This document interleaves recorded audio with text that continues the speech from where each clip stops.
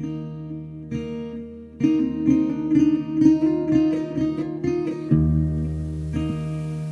right, I have hit record and you have hit play, and here we are.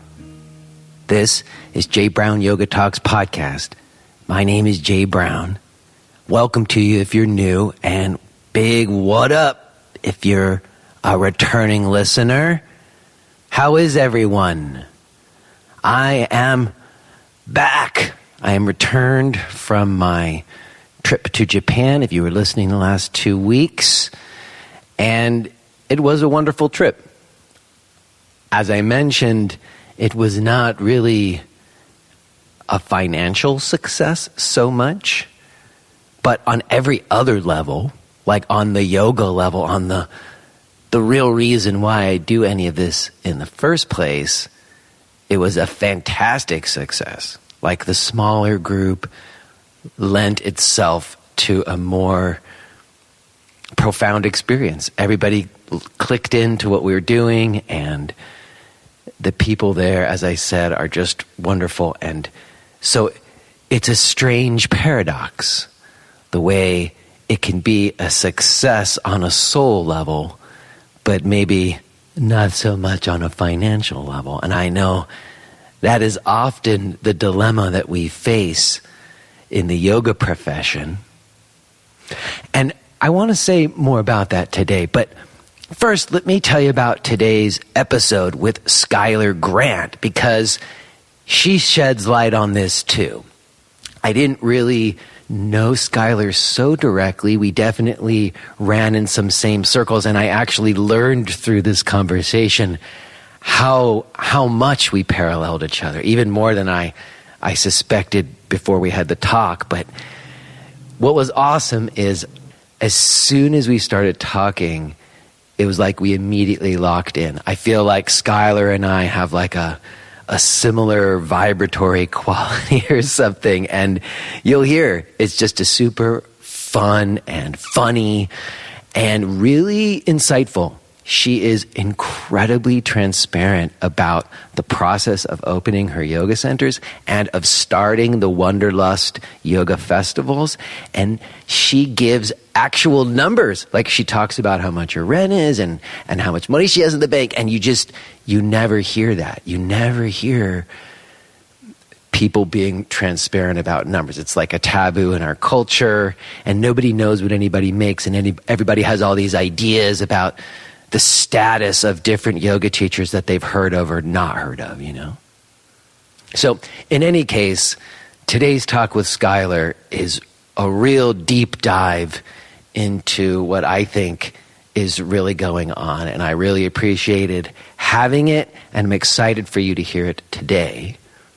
Before we do, as I said, I want to say a little something more about this from my own personal experience, because it's something that I've been thinking a lot about over the last few weeks, because I have gotten wind of a narrative about me that is like out there in the public sphere. It started with that hit piece I mentioned where somebody accused me of cultural appropriation for not having enough people with brown skin on the podcast. But I've just been getting wind of, again, a narrative about me that is really not only inaccurate, but it's kind of indicative of the misperceptions we have about the yoga profession.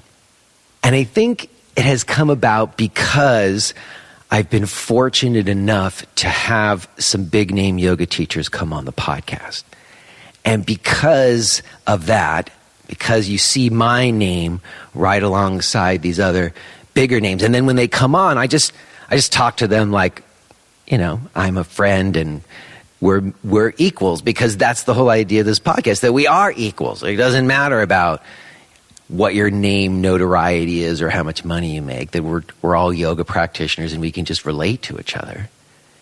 And I think because of that, there's this idea that I am somehow successful on the level of some of the people who are on this podcast. And that's not really true. I mean, it's on one hand kind of a flattering thing that people know my name because of this podcast, certainly more than if I didn't have the podcast or I was just teaching some grassroots classes in a C market. Like nobody would necessarily know my name as much as they do. But the idea that like I'm making as much money as like some of the people who come on this podcast, some of the few yoga teachers who are able to work out the numbers so that they like make good money. Like there's not that many out there. I don't know many yoga teachers who make like six figures. I believe some do, but very few. Most of the people making it work, I'd say, are probably pulling in somewhere between $50,000 to $75,000 a year. I think that's a fair guess. I'm sure there's lots of in between, and at the entry level, I think it's much less, maybe $15,000, $20,000 if you really work your ass off. So I heard someone use this expression, top of the food chain, and it was saying Jay Brown is at the top of the food chain along with some of these like really well-known teacher like Keno McGregor, who, I don't know if you guys saw that article from the guy from Cody. We're going to talk about that in the future, but it said that she made like $500,000 or something off this one video thing. So I don't know. I don't know many, if any, yoga teachers who make $500,000 off of stuff. Certainly not me, though. And I just felt like, just to make the record straight, I want to lay it out for you. Like, here's my situation as an example of somebody squeaking by in the yoga profession. Most of you listening know I had the yoga center for 10 years. And for the first 7 years, we did just fine. The revenue grew on pace with the overhead. And I wasn't making a lot of money, but I was certainly making enough money. I was able to start a family and develop what I was doing as a teacher and really move into that next stage of my life. But come that 8th year, things went south. And that 8th year was a bad year. It was like a punch to the stomach. I like lost a lot of money, and like the buffer that I had after that 7 years of being totally in the green was like gone, and like now I was in the red. And then I did some things, I made some choices, and I did turn it around some. Like I got the revenue back up, and I was making just enough to meet it, but not really to get out of that bit of debt I had put on. And then I took on more debt. So by the end of the 10 years, I had about, $20,000 in debt that I had never had before. I'd always been in the green. And now I had this like $20,000 debt and no way to pay it. Granted, it wasn't on like high interest credit cards. It was on business lines of credit at about anywhere between like 4.5% to 6% interest. And as far as interest rates go, that's not bad. So I had this $20,000 debt, but I was struggling. My rent at my apartment was way too high, and the center's overhead was just like a burden, and I was struggling. And those of you listening know I got lucky, and someone came around who wanted to buy me out of my lease. And guess how much money I made off selling the center? $20,000. So at that point, when I sold the center, I was going to basically be even, essentially almost be where I was 10 years prior, granted without the family and the platform that I developed and all that stuff. But financially speaking, like what I actually have in the bank, I was essentially going to be exactly where I was 10 years later after having the center. But then, as you know, I had to find a new place to live, and the whole thing with this house happened. If you didn't hear the story about this house, is this total miracle situation that happened for me, where I stumbled into being able to buy this house in Easton, Pennsylvania, which my mortgage payment was going to be 1/3 what my rent payment was in Brooklyn. And guess how much money I needed to come up with for the down payment on the house? $20,000. So I had to decide, do I pay off the debt and not get not take the magical gift that was given to me by the universe, or do I go get that? And there was no choice. Of course, I had to double down and go in the direction that my heart was telling me to go. And then, of course, this is an old house, and a bunch of money needed to be put in on it, like another 15 grand for a heating system and some plumbing. And so I put that on a zero interest credit card because I didn't have anywhere else to get it. That's on zero interest for like another 6 months. And then it's going to jump up to like 12%. And I'm trying to figure out what to do about that. But right now, I'm in a $35,000 hole. And the money I'm making, you hear me like list my workshops and my video projects, and it sounds like, oh, Jay's a successful yoga teacher. Like the money I'm making off my teaching and the online stuff that I put out is enough to make my mortgage payment and pay the utilities and like have enough to eat. But the girl's got these dentist appointments next week, and they're freaking crazy expensive because we don't have dental insurance. And like, that's not in the budget, you know? And I had a plan, like I booked myself up. That's why you hear all those gigs at the end of the pod when I say, let me drop my stuff and I tell you all my gigs. I booked that up because I'm trying to make as much money as I can to try to pay off this debt I took on. But I got to tell you, so far, 3 months into this year, I'm not on track. You know? I'm holding steady, but I'm not knocking down any of the debt. So, you know, that's not exactly a really stable financial situation to be in. And I'm sure there's many out there who are in a similar or worse situation than me. But if that's the top of the food chain, we're all going to die, my friends. Like, I guess I'm just saying, like, when I hear people talking about me and they're saying that I'm in cahoots with the Yoga Alliance and implying that I'm somehow capitalizing on the system of 200-hour trainings, and that me having this podcast platform is exploiting the grassroots and stealing their voices away. Or when I hear people say that I'm at the top of the food chain and essentially putting me in the yoga industrial complex, like I'm part of the yoga industrial complex that's capitalizing on all the grassroots people. I can't help but think that's crazy. I mean, I feel like I'm this little, like, David shooting arrows at these Goliaths, just trying to like eke out my own little piece, you know, my own little just life. And I know there's a lot of you out there who are doing the same. We do this because we love it, because it makes our souls soar. And then we're trying to make it work and pay our rents and have our lives so that we can do it, because we feel a calling to do so. So there you go, you guys. There it is. That's the whole story. If you still think that I'm at the top of the food chain and part of the industrial yoga complex, well, there's nothing I can really do about that. But I feel like a lot of us are in the same boat, and the more we can be transparent and honest about it, the better.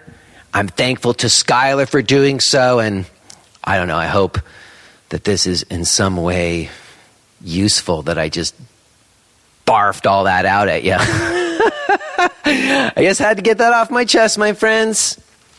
Speaking of me trying to eke out a living, I'm very happy to announce that we have a brand new sponsor. This episode of Yoga Talks podcast is brought to you by yogaanatomy.net. That is the online education source for my friend Leslie Kaminoff and also Amy Matthews. And full disclosure, these guys are personal friends of mine. You can go back and listen to the podcast episodes I've recorded with both Leslie and Amy. You can hear all about our history together. But I can also say firsthand that in the last 10 years, there's been 2 occasions since I started having children that I had enough time and space to be a student. And in both of those occasions, I chose to study with Leslie and Amy. I'm betting many of you have a copy of the book they co-authored together, Yoga Anatomy, because it was required in your teacher training or something like that. Well, I have taken Leslie's full-length course. In fact, I was part of the group when they were videoing it. I'm not sure if that's the current version, but sometimes when you take the course online, you'll see me asking a bunch of questions. I learned so much from taking Leslie's full-length principles course. And then I also took Amy's embodied anatomy course. And then I've been using their fundamentals course as part of my teacher training. They created a 20-hour online yoga course that you can incorporate into your teacher trainings. So I have just learned so much from them. It's such an invaluable resource. I'm overjoyed that they've decided to partner with me and sponsor the podcast. If you need to study yoga anatomy, or if you just, want some deep yoga learning, I cannot recommend enough Leslie Kaminoff and Amy Matthews' Yoga Anatomy Education. You can go check it out at yogaanatomy.net. Let me also drop my stuff. I'm going to be in East Hartford, Connecticut, April 8th. I'm going to be in Fishkill, New York, April 14th. I'm going to be in Falls Church, Virginia, April 27th through 29th. I'm going to be in Rio de Janeiro, Brazil, May 5th and 6th. And if you can make it to Brazil in May, I was contacted by my host, and they are reserving 10 registration spots for a special discount. If you go to my website and you click on the link for the Brazil gig, May 5th and 6th, and at checkout you enter the promo code Brazil20, that's promo code Brazil20, you can get 20% off my gig in Rio de Janeiro, Brazil, May 5th and 6th. Also, I'm doing one of my teacher trainings here in Easton, Pennsylvania, and it's starting May 12th. Find out about all that stuff and listen to the archives of this podcast and read my blog and find my online yoga video offerings at jbrownyoga.com. Perhaps you would show some support for the podcast.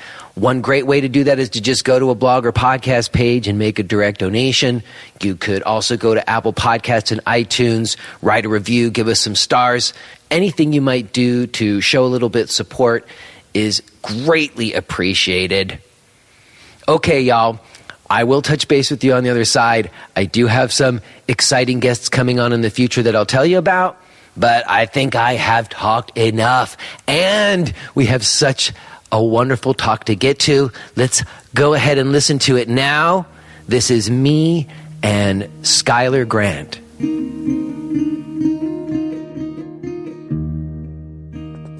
Hello. Hello.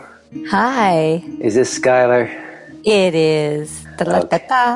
Okay, well, we made it happen. We'll just go with this.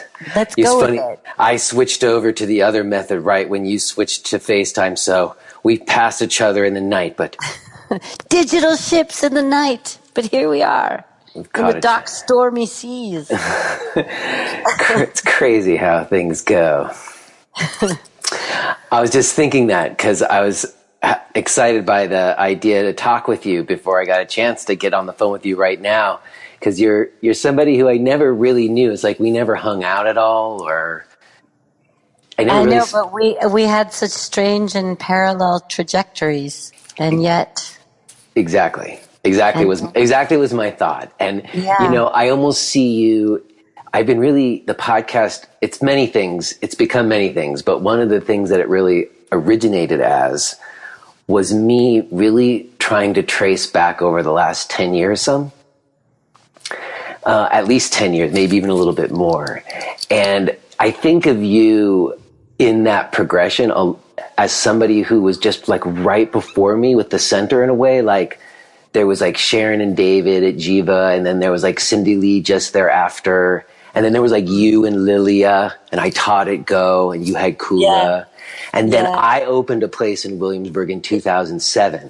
I remember that. And then I just let someone buy me out of the lease and moved to Pennsylvania 8 months ago. Oh, wow. I didn't know that. No. Yeah.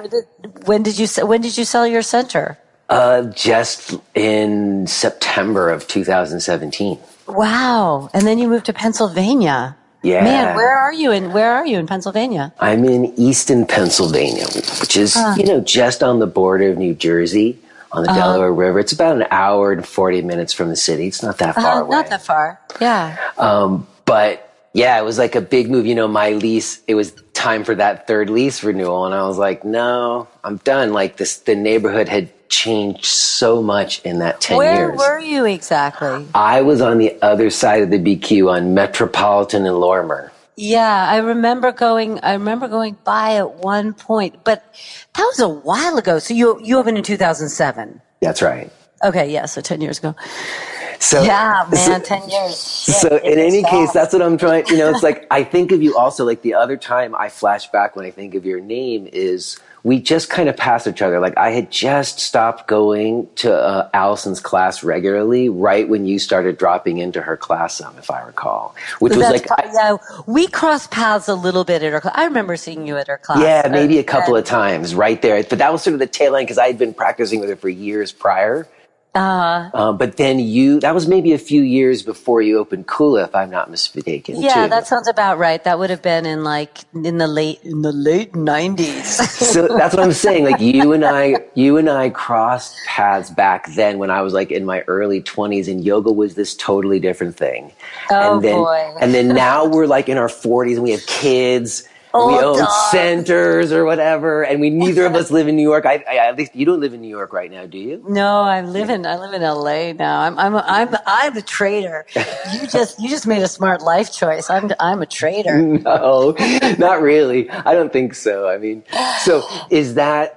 I was looking at your bio too before we talked, and you start out with this line about your thinking of yoga something your parents did to embarrass you in front of your friends, and like in the living room when you were a kid. Where was that? Did you grow up in LA? No, I grew up deep in the hippie lands of Northern California. I see. Okay. Okay. That makes sense. LA is far from there as New York is, quite honestly. I was going to say I grew up in LA. So, really? And when I grew up, I didn't know there was no yoga anywhere where I was. Like in the suburbs of Los Angeles and like Canoga Park, Woodland Hills, there was no reference for yoga. I didn't get exposed till I moved to New York. No, there were only like some weird cults out here then. That was all. Yeah. But your parents were hippies in Northern California. That's where that was happening for sure. Yeah, they're full on. They still are. They are still holding the flag real high. Nice. They did not yuppie out, not one bit. And so was it like that situation when your parents are really into something, so you kind of go the other way? Oh, yeah. No, I mean, the fact that I didn't become a Republican is kind of remarkable because I was so turned off by everything they did. Oh, I read that in some interview of yours that like your mom was kind of a Nazi about like food and like no white sugar or white flour. Yeah, full on. And all I wanted to do was I just wanted 7-Eleven. And I grew up on Wonder Bread. I grew up on Wonder Bread, Yeah, well, I had to go 180 degrees and then slowly crawl my way back another 90 degrees. So I'm not quite there. I'm not back on the land yet, but my parents my parents would be very thrilled at what a sugar Nazi I am with my own kids. So, well, I'm certainly better. My kids have eaten more raw organic vegetables in like the first 3 to 8 years of life than I ate in my first 20 years of life. They're gonna end up being they'll end up being crazy sugarholics, and there's just there's nothing we could do. It's all a failed experiment in the making. Right. But How old are your kids, Jay? I have an 8-year-old and a 3-year-old who I'm hoping won't be too loud and we won't hear them while we're talking. But that's all right. I'm used to those noises. I'm very used to those noises. Well, I have to say, again, I brought up that kind of progression, and you and Lilia ultimately both were sort of these examples of people before me who had managed to, have a little bit of bona fides as a teacher, at least enough that people were showing up to your class a lot. like at a certain point you hit like a ceiling where there's only so many classes you can teach in a week and so many people in class and so much you can make per class. And like the next logical progression was sort of have your own place because you could command more resources and get to call the shots. You know, I will say my trajectory was so different than that. Just not for any reason other than that I have never been a full-time teacher. And that was not my teaching path. I had a very strange kind of circuitous road to becoming a studio owner, and it wasn't the one that you described, which is almost everyone's path who is a teacher and a studio owner. It's not, coming at it from a business person's mind. Which I do think is the natural one. It's the one that where I have students who are thinking about opening a studio. They're all coming at it from that. Like, I'm so burned out. I'm so done teaching 19 classes a week. How do I bring some continuity and, how do I make my life a little more integrated and make this holistic, et cetera, et cetera? Does it make sense to open a center? And then I always have to say, that wasn't my path. And the answer is, from my perspective, is maybe, but the problems endemic with owning and operating a yoga studio are huge, are very multifaceted. So you're kind of trading in one kind of chaos for another. But no, I was a film editor and a student of yoga, and I started teaching 2 public classes a week, which I taught for around 3 years while I was a film editor. And I wanted to go back to film school and become a documentary film director, and was just teaching because I loved it. And I loved being a, more embedded part of the community that I was teaching in, and that was Bava in the East Village. Oh, wait a second. So you started teaching at Bava in the East Village on 6th Street. I taught there for a little while. Yes, you did. I did. We were both there for a while. Wow. So wait a second. So did you start practicing yoga in New York, or did you start practicing before you got to New York? I started in California. I was practicing Ashtanga in California, but not like a 6-day-a-week practice. I was kind of dabbled in and out, and I had a whole lot of back stuff when I was a teenager, related to a car accident I was in when I was really young, and so I got into Ashtanga because it did help my back, and then it would sometimes hurt my back, and so I kind of had this push-pull back and forth for a long time personally with that practice. But I liked Ashtanga because it was so not the yoga my parents did. That's right. Well, I think that was true. It was pumped up and like kicking ass. It wasn't like... Yeah, and it was very rigorous and physical. Like, let's all sit around and contemplate our navel. Oh, I mean, it was like, don't like sit around and do a lot of burping and farting, which was exactly what my parents' style of yoga was. There's a lot of flatulence. That's hysterical. And I'm not kidding. That's funny. That's what you remember of yoga as a kid. Your parents burping and farting.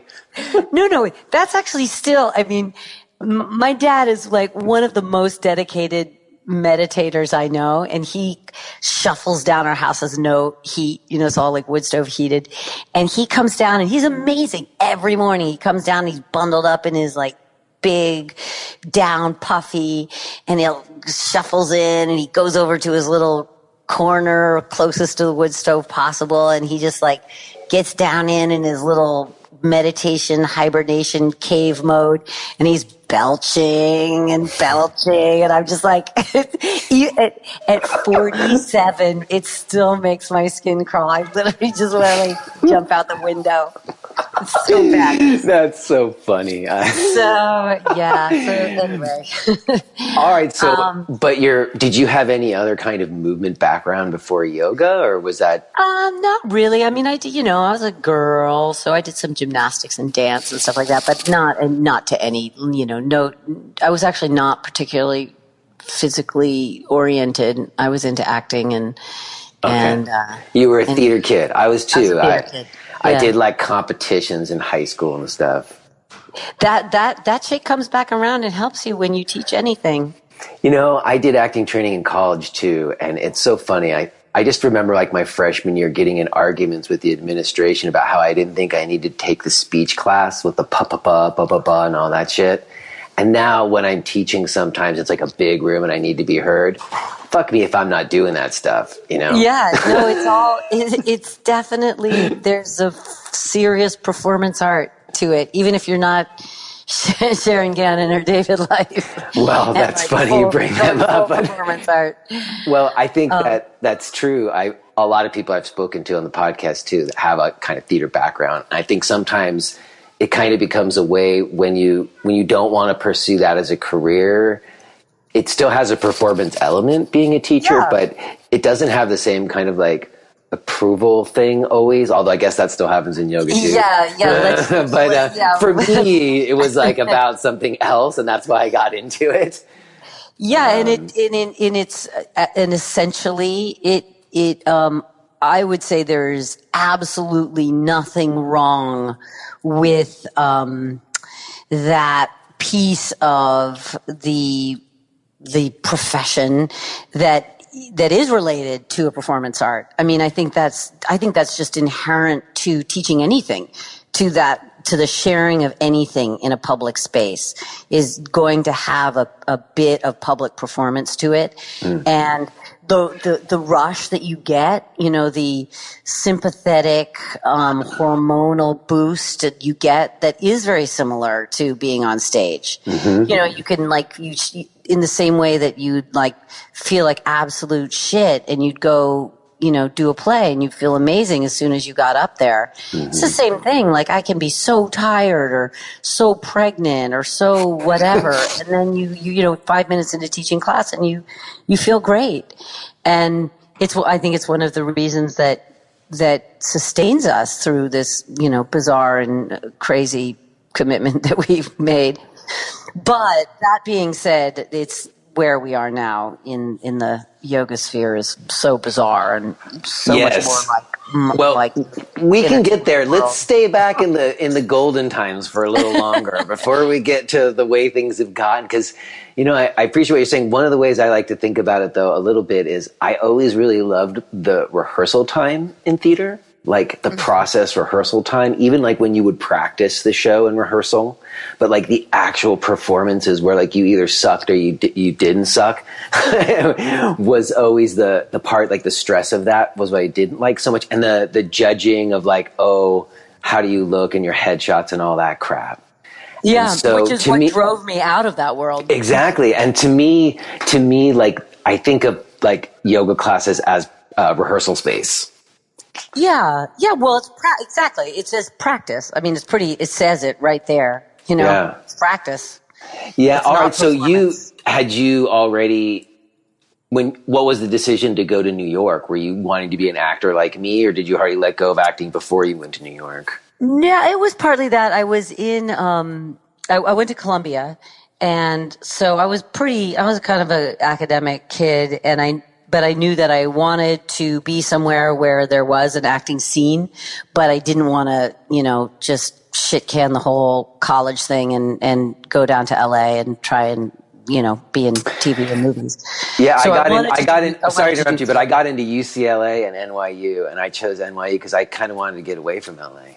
Yeah, well, for good reason in the 90s, or I don't know when, you're a little younger than me, but I moved to New York in 1988. And LA was awful then. I mean, it was an armpit. There was no reason to come here if you didn't want to, be on TV.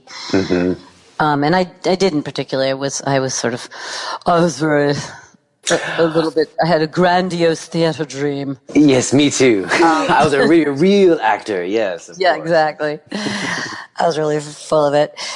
But then I got disenchanted with acting just completely and decided I wanted to make documentaries. And then I fell into the yoga thing, like not at all thinking I was stepping into anything full time. I somehow thought you could run a yoga studio on the side and make documentaries with most of one's time, but that proved to be hindsight is 20/20. Where was the first spot you remember going to in New York after you came to New York and you were at Columbia? Were you still at Columbia, or was it after you got out of school? Where did I go first? I guess I went to the Iyengar Institute, and then I thought it was really boring. And then which has been, my push-pull with Iyengar forever, because practice I love, and then I continue to tear my hair out about. Well, I remember going to the Iyengar Center on 13th Street a little bit. Like a few years probably after you. And there was a lot of rules, man. It was hardcore. You had to know what the deal was. There was no smiling. No. It was just, it was hardcore, yeah. And then, I went to a couple of classes. Where, oh God, what was the other center that was not, oh come on, it's the much more loosey-goosey, fruity one. It begins with an S. I'm completely spacing on it. Not Shivananda. Where was it? Do you remember? It was over on the west side in like 13th Street. It wasn't the Shivananda Institute, though. I don't think so. Anyway, I went a couple of times. Yeah. And but it was reminding my parents too much. And then when Jiva opened, I went to Jiva over in the East Village on Second Ave. Regularly on Second Ave. That's right. And then that was probably the first time I had any kind of a regular practice. But I never went deep, I never wanted to do their teacher training there or anything. I was a little turned off by the culty feeling of it. Did you start there before or after they started making it the method? I don't even...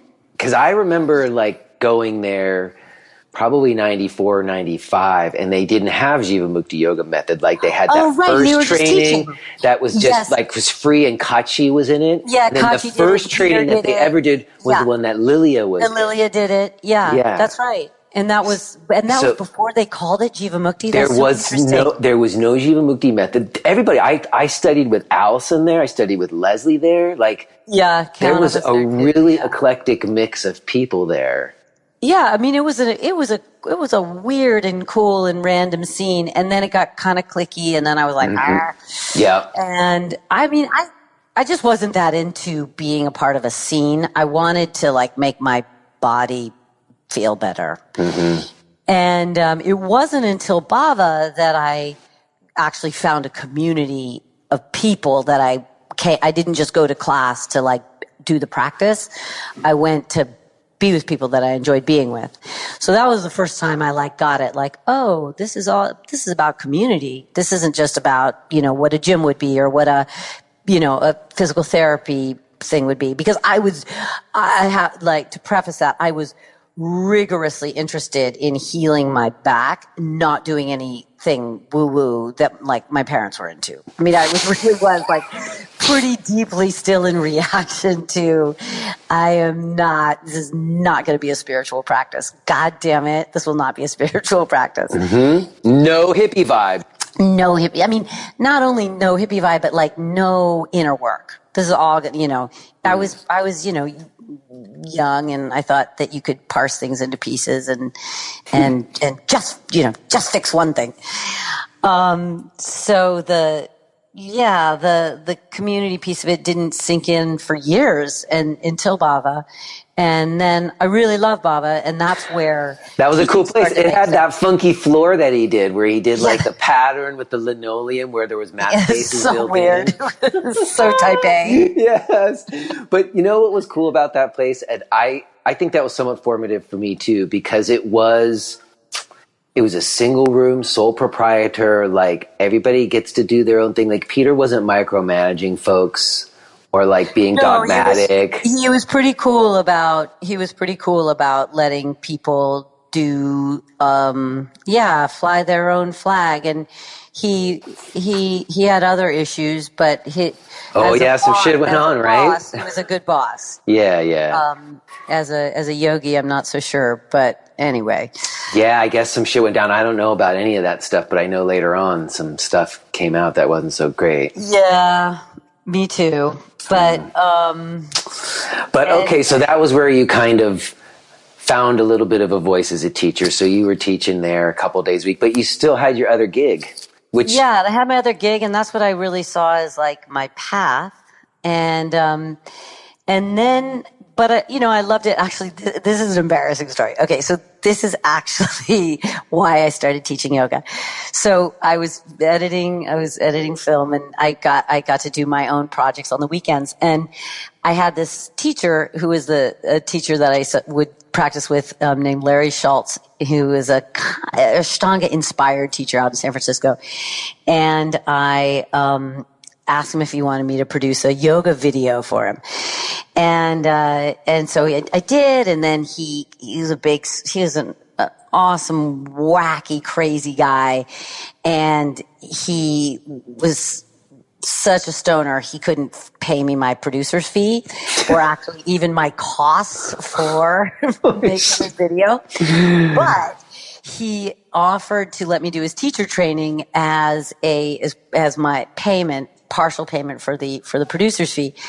And so I did that, and we shot the video down at this place in Costa Rica that I fell in love with, like hook, line, and sinker. I went to this place, and for the first time in my life, I was like, okay, this is my spot. Like, this is the place that I want to come back to again. And this is it. This is my heart place. And so I asked them, how do I come back here? I mean, what can I do to come back here? And they were like, oh, bring, your own yoga group. And I'm like, I don't have a yoga group. I'm a film editor. I don't have a yoga group. They're like, well, become like a yoga teacher.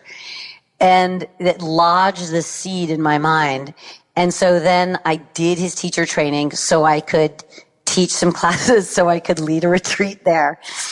And this is the embarrassing part.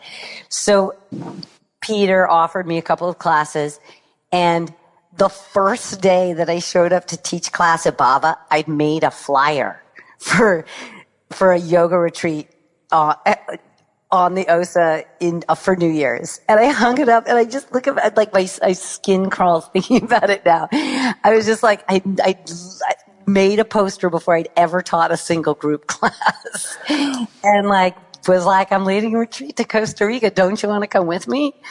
And yeah. Wow. I mean, and now that is like a given. That like Costa Rica retreats is like not at all unusual. But back then, I don't think people were doing that so much. Yeah, not so much. I mean, a little bit, but whatever. There weren't that many people teaching yoga then. That's true. And Costa Rica was like this tiny, weird little strip airport where there's nothing. I mean, literally, there was this one guy selling coffee out of the back of a truck. And this teacher training that you did, was it like a structured 200-hour training, or was it before that? Yeah, it was. It was he had adopted it, Yoga Alliance and all of that. But it was a 200 or 300 hour something. I mean, it was pretty loose, and I don't know. I don't think I really learned anything, but whatever. It gave me the credentials to see. You felt sometimes it was just like, here's the piece of paper. Now go do your thing or whatever. Yeah, I mean, it's just so I can't even believe anyone came with me, but the power of persuasion, and I love this place. Did you get a group for that first retreat? I had 10 people to go with me. Way. Yes. Wow. I mean, I don't think they wanted to do yoga with me particularly, but I really sold this place really, really hard. Yeah. And Wow. I still leave retreats down, not at the exact same property, but in the same peninsula. I still go at least once a year, and I still am like, that's still my heart spot. So All right. it does all work out in the end. Well, but it's interesting because, I mean, given things that happened later that we can get to, you know, like going to different locations and organizing events, it's like something that you were doing very naturally early on.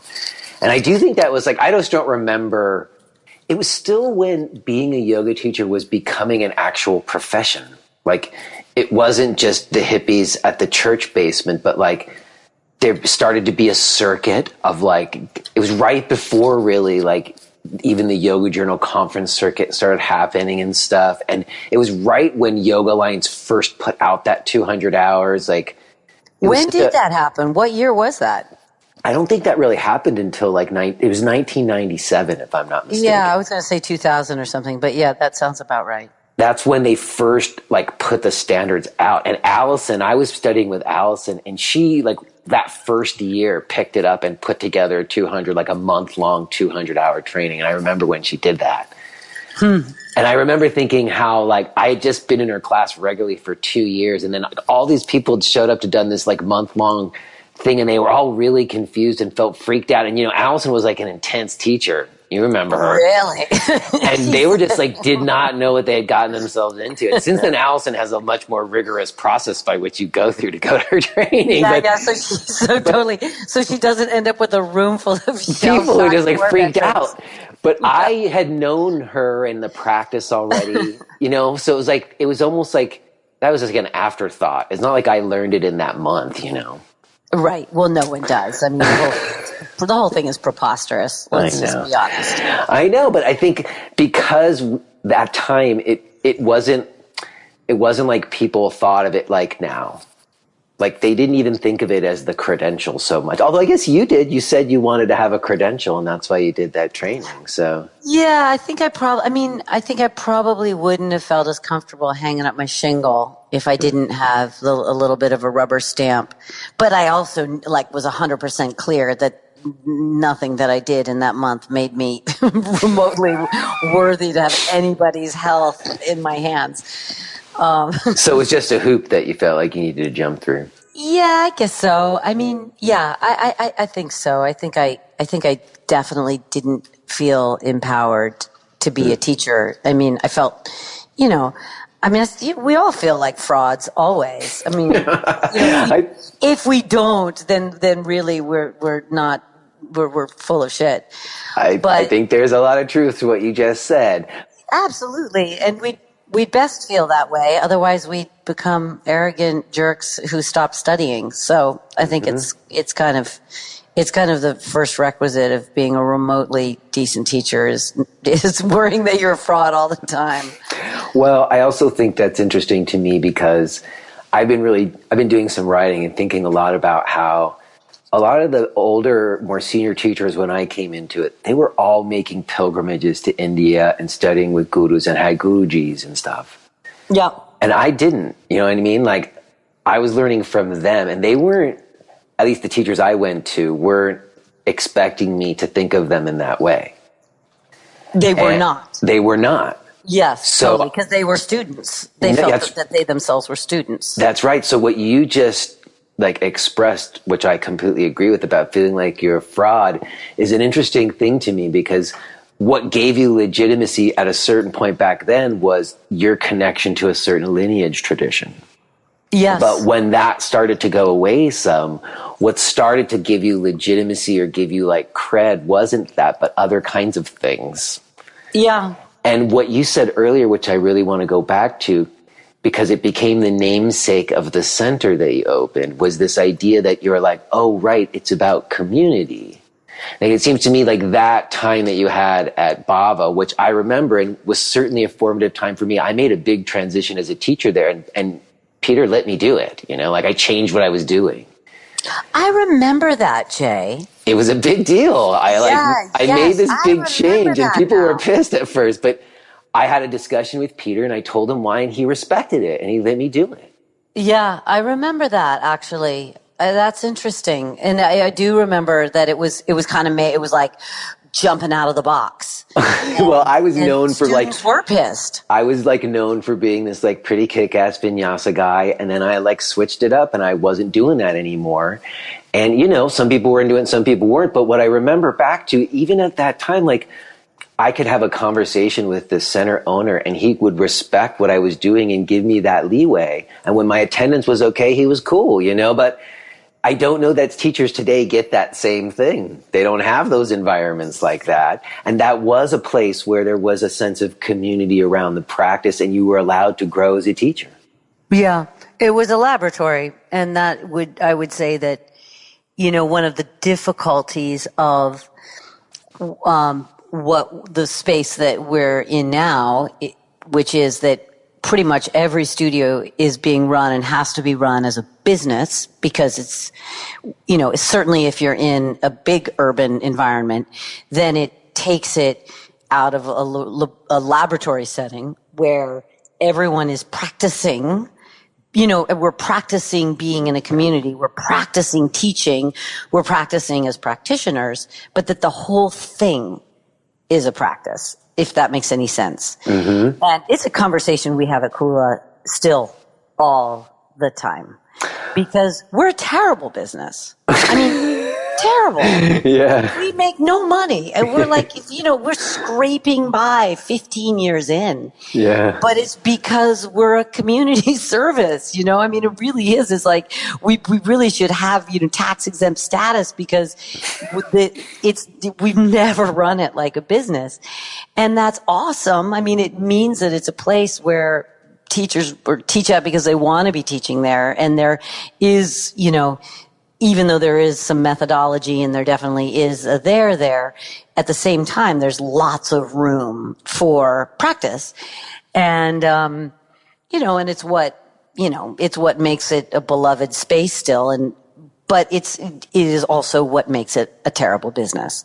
And well, I go back to, I remember when Peter got that space on 6th Street. It was like a community building. His rent was not very high. And that's his rent was like $1,200 or something. That's why he could do that. That's why we had the freedom like that. Because, I mean, I think about, you know, you holding it down for 15 years and I think, damn, you got to have some good leases there. Like the real estate alone is often the biggest obstacle. Absolutely. I mean, there's no question. Like the minute you are stressed about bodies on mats, yeah, it's like you're having to make the whole thing, you know, there's widgets involved. And as soon as there's widgets, you aren't practicing anymore. You're like, you know, it sucks. It's really, it's a weird, all right, shift. but it didn't start out like that. And I noticed in your bio that you, and I for some reason thought it was earlier than that, but you opened Kula right after 9/11. Is that right?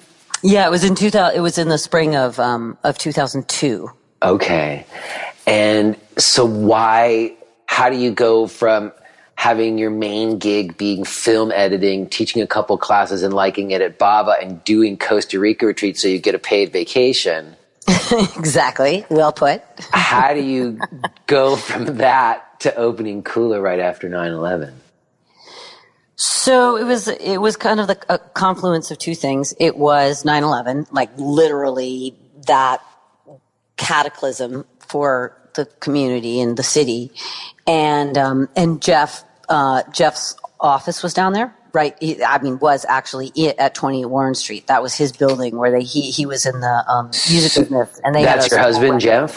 Yeah, my husband Jeff. And so you had already met him. When did you meet him? Yeah, we met at Columbia in 1988. Okay. Yeah, we're all right. So you already had a beau that you were with throughout that time. Yeah, so we've been together for, oh my God, I can't even count the years. But yeah, so we were. I'm sorry. He was in the music industry. Was he doing that back then too?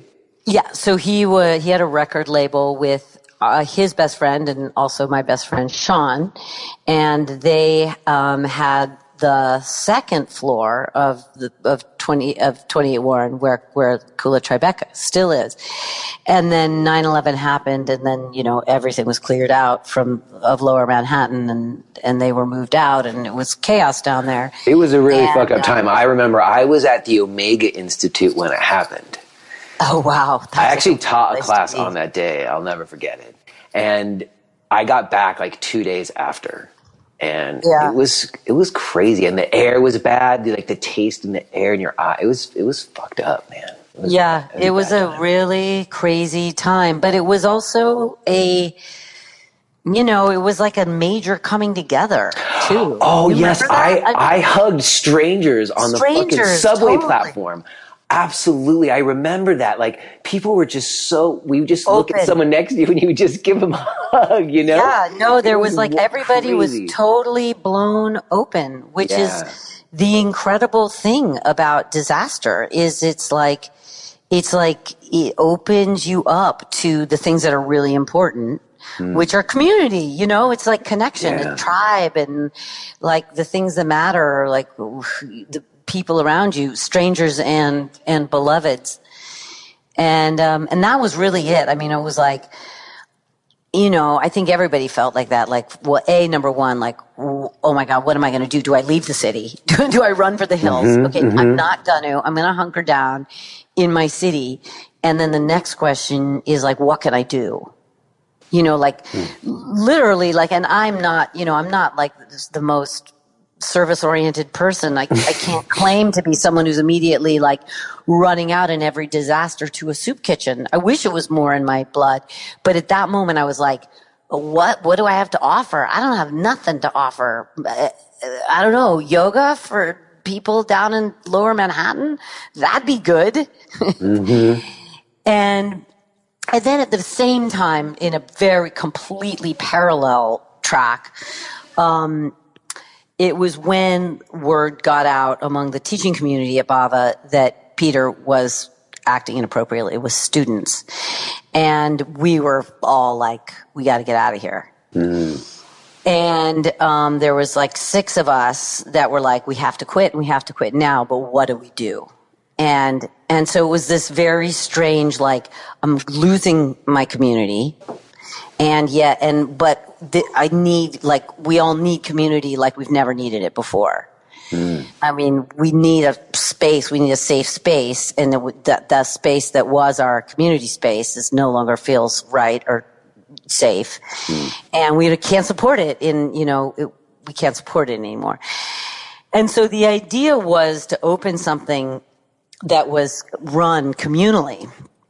And I had some financial solvency because I had a job. And so I took on the lease and, did the filings with the city and the this and the that, and sort of took on the big load of. And the space just was like available in that building that your husband was in. So. Right, exactly. I found it because. That's it, because sometimes it's just like there's a space right there. Yeah, and it's cheap. Oh my God, it was like $1,200, $1,300. I mean, it was nothing. People were desperate to get businesses down there. And so when we opened, the idea was that it was going to be really was going to be a community project with all of these teachers, and that I was taking on a bulk of the work. And I had a partner, a guy named Tal Rackleff, who was a student of mine, and he was super down to do the hard work of, starting it from a business perspective, and was really instrumental in like doing a lot of the legwork from, making the business happen. 'Cause I was still working full time editing films. And for about 6 months, we tried to make a go of running it pretty communally. Like, teachers were supposed to come and do work shifts cleaning up and all the And, See that? I'm sorry to jump in, but that's something that I talk about on the podcast a lot, is like new models. And there's a lot of talk about doing a collective thing. And I have had 1 or 2 examples, but it's just like 3 or 4 teachers who are all really doing their part. Like, because once it gets to be too big of a group of teachers or too big of an operation, it gets sticky. Yeah. And The truth is that most people only want to do a few things. And they don't want to put their time in doing payroll or cleaning the toilet or, dealing with the city when there's a DOB filing and somebody has to show up and go to a hearing or deal with the, you know what I mean? There's there's so much shit work to be done. Yeah. And it's really hard. I mean, God, I'm almost shocked that I even aspired to running something communally, having grown up in a fairly communal situation and seeing how difficult it is. But I do. But it makes sense because you said you needed community. You called it Kula, which is basically what that means. Community, yeah, intentional community. And what ended up happening, quite honestly, was that it all fell into place pretty beautifully. Because I was like, I kind of like running a business, and my business partner Tal was great and was really into it and was awesome to be in business partnership with, and this other teachers who were down to teach, right? And we all signed our own classes in, and there was a lot of communal spirit that way. And then there was a ton of students who were all down to come and do a coolie shift cleaning or a coolie shift doing this or that. I mean, it did end up to be a communal space. If you are hearing this message, then you're listening to the free version of J. Brown Yoga Talks. To hear the rest of our conversation, please subscribe to Podcast Premium at jbrownyoga.com/premium.